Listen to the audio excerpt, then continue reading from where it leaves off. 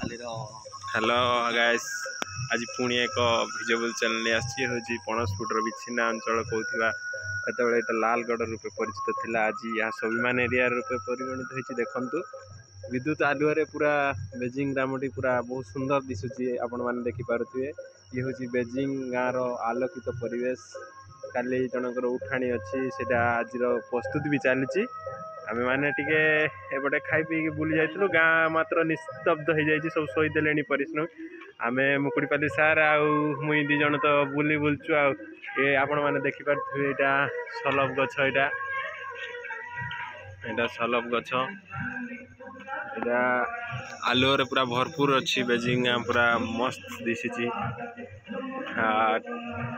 ठीक अच्छी सेरी आज कार्यक्रम प्रस्तुत भी चली।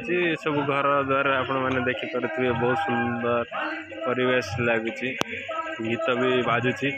काली प्रोग्राम अच्छी गोटे उठाणी बोली एपटे कहे फास्ट मैच्योरिटी एपटे चली।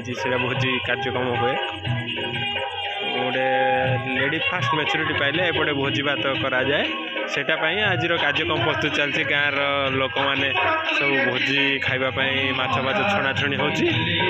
एटा बेजिंग रो एटा हमर ठीक मीडियम जगह। एटा हमर बेजिंग रो एठी आसिक आमे ठिया हिचु। कार्यक्रम चली छणाछणी चली। एपटे माइक भी चली। ठीक अच्छी आज एतिकी रोची। Good night guys.